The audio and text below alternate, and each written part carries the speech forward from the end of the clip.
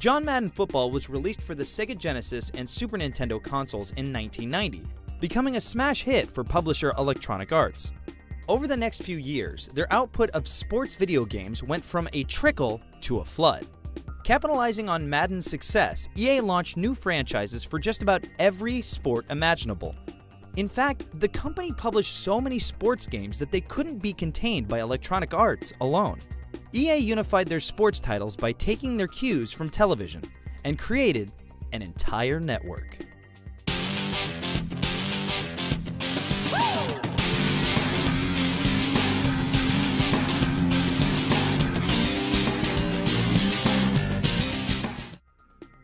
The Electronic Arts Sports Network, or EASN, unified all of the company's sports titles, the logo of which began to appear on game boxes in 1991.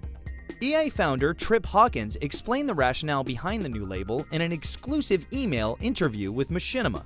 Producers Don Traeger and Michael Kosaka were doing team basketball, such as Lakers versus Celtics, and thought that since they had to present the teams and players and stats to start up a game, why not have it done by a fictional sports announcer for a fictional sports broadcasting network? Electronic Arts Sports Network was the obvious name to use.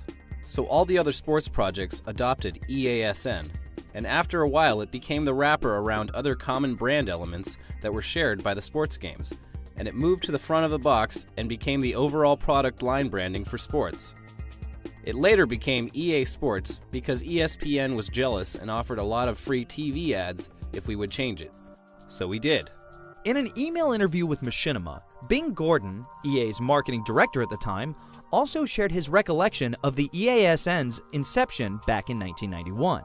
Michael Kosaka was art director for Lakers vs. Celtics. Goofing around, he created the title screen with the EASN logo banded diagonally across the screen. He asked Traeger what he thought, and Traeger asked art director Don Transith. They all loved it. So after much internal discussion, we finally went with it.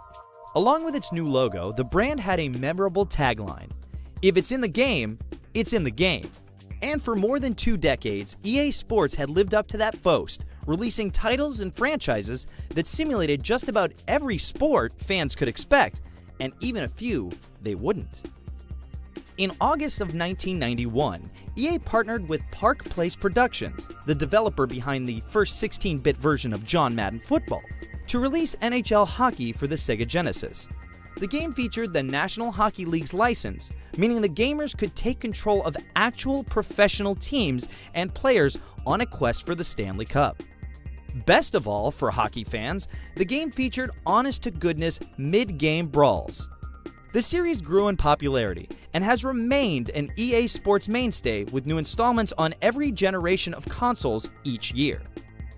The NHL hockey franchise was even featured in a few films in the 1990s, making appearances in Swingers and Mallrats and cementing EA's sports reputation as the industry standard for sports video games. In 1992, EA released their first 16-bit golf game, PGA Tour Golf 2 for the Genesis. The first game in the series had first been released 2 years earlier for MS-DOS-based computers, with ports to the Genesis, Super Nintendo, Mac, and Amiga computers coming in 1991. Developed by Polygames, PGA Tour Golf 2 offered 60 pro golfers, high-quality graphics and sound, and detailed stats and ball physics. The title officially launched EA's yearly golf franchise that in 1999 became the Tiger Woods PGA Tour series. Meanwhile, EA had continued to publish basketball games, the first sport that the company had tackled way back in 1983's Julius Erving and Larry Bird one-on-one. In 1989, EA began publishing titles based on the previous year's postseason matchups, starting with Lakers vs. Celtics and the NBA playoffs. Even with the NBA license, the games in the Versus series only offered a limited number of teams, restricted to the 8 that had vied for the championship. After porting Lakers vs. Celtics to the Genesis in 1991, EA released Bulls vs. Lakers in 1992 and Bulls vs. Blazers in 1993. That same year, the company released the final game to use the Versus engine, NBA Showdown for the Super Nintendo, with a Genesis port in 1994. This was the first EA-published game to feature all 27 NBA teams, and also allowed gamers to play full seasons. A year later in 1994, EA Sports released NBA Live 95 for the Genesis and Super Nintendo, which was built on a brand new engine and became EA Sports' default basketball brand ever since. EA Sports also broadened their offerings to appeal to gamers globally, releasing FIFA International Soccer in 1993 for all major consoles. As the first soccer game to utilize the FIFA license, soccer fans the world over finally had the chance to take to the pitch in control of their favorite players. While the FIFA franchise had chugged along with new installments every year, in 1998, EA released a standalone game based on FIFA's World Cup tournament for the PlayStation and Nintendo 64 consoles. Like the yearly FIFA games, EA has released a new World Cup game to coincide with the tournament every 4 years. Finding success with gamers outside of the US, EA continued creating games based on sports with international followings. In 1994, they released IMG International Tour Tennis, with Rugby World Cup and Australian Rugby League published later that year. One of the franchises that helped pave the way for EA Sports had quietly died an inglorious death. Earl Weaver Baseball, the groundbreaking baseball sim created by Don Daglow and Eddie Dombrower, was planned to be released as Baseball 93 for the Genesis, but wound up getting axed. Ernest Adams was hired by EA in 1992 as a software engineer for the title, and he explains in an exclusive interview with Machinima why gamers never heard from Coach Weaver again. The Weaver Code was, in my opinion, the most sophisticated baseball simulation available, better than any of its competition at generating credible baseball statistics for simulated games. But it was an aficionado's game, not an arcade game. I also think it would have been difficult to port it, since it was written in C to the Genesis. It would have required a complete rewrite, and the point of Baseball 93 was to springboard off the existing code base, thus saving a lot of time and money.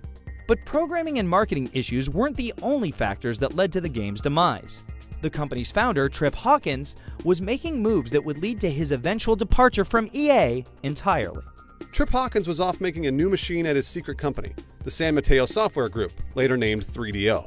Madden was very much the flagship title even then, and EA had promised to put it on the 3DO multiplayer. So producer Scott Orr knew he was going to have to support the 3DO with Madden. I had written some comments on Eddie Dombrower's design for Baseball 93, and I also had experience at designing for CD-ROM-based devices from my previous job. So Scott asked me if I would design Madden for the 3DO, the first CD-ROM-based Madden. So I dropped Baseball 93 and moved to Madden 3DO, and became a game designer along the way. America's pastime would eventually get its due in 1994's MLBPA Baseball, but the Madden football franchise became the jewel in EA Sports' crown, finally gaining the NFL licensing in 1994. That year, EA published Madden NFL 94, the first Madden game to feature real teams. The next year's Madden NFL 95 had snagged the license of the NFL Players Association, finally bringing the names of actual pro football stars to the franchise. The Madden brand grew each year, setting the standard for football video games across the industry. But in 2004, EA went from making the best football game in town to making the only football game in town. Tune in next time to see the NFL license go from elusive to exclusive.